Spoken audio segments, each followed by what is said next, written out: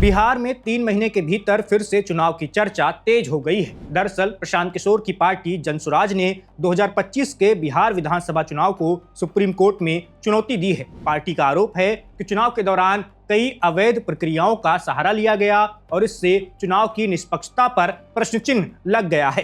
खासतौर पर महिला मतदाताओं को आचार संहिता लागू होने के समय 10-10 हजार रुपए सीधे हस्तांतरण के रूप में दिए जाने को पार्टी ने चुनौती दी है। अब इस मामले की सुनवाई मुख्य न्यायाधीश सूर्यकांत और एक और जज की पीठ कल करेगी। जनसुराज पार्टी का तर्क है कि मुख्यमंत्री महिला रोजगार योजना के तहत चुनाव के समय महिलाओं को दिया गया ये पैसा संवैधानिक और चुनावी मानदंडों का खुला उल्लंघन था। पार्टी ने कहा है कि नए लाभार्थियों को शामिल करना और चुनाव के दौरान भुगतान करना अनुच्छेद 14, 21, 112, 202 और 324 का उल्लंघन है। इसके चलते चुनाव प्रक्रिया की निष्पक्षता प्रभावित हुई है। जनसुराज पार्टी ने अदालत से आग्रह किया है कि चुनाव आयोग को निर्देश दिया जाए कि वो चुनाव परिणामों को अमान्य घोषित कर दे। सिर्फ पैसों के वितरण को ही नहीं गलत माना गया है, बल्कि मतदान केंद्रों पर जीविका स्वयं सहायता समूहों की 1,80,000 महिलाओं की तैनाती को भी चुनौती प्रदान की गई है। पार्टी का दावा है कि इन महिलाओं की उपस्थिति गैर कानूनी थी और इससे चुनाव प्रक्रिया की अखंडता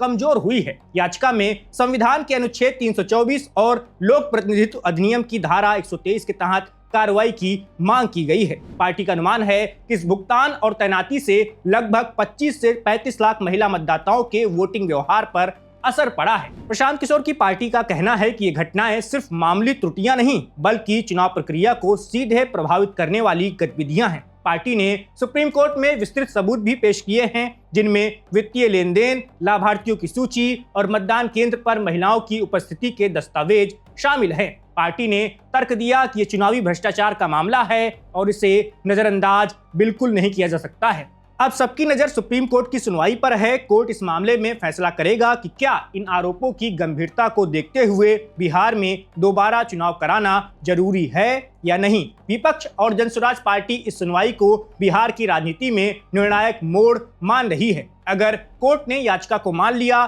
तो ये भाजपा जदयू गठबंधन के लिए बड़ा झटका माना जाएगा। इस पूरे घटनाक्रम ने बिहार की सियासी तस्वीर को पूरी तरह बदल दिया है। चुनाव के दौरान होने वाले लाभार्थियों के वित्तीय लेन देन और मतदान केंद्रों पर तैनात कर्मचारियों की उपस्थिति अब कानून और न्यायपालिका की जांच में आ गई है। प्रशांत किशोर की पहल ने यह स्पष्ट कर दिया है कि अगर चुनाव में किसी भी प्रकार की अनियमितता हुई तो उसका जवाब सिर्फ अदालत से लिया जाएगा। इस वीडियो में बस इतना ही। मेरा नाम वैभव है, आप देखते रहिए वन इंडिया।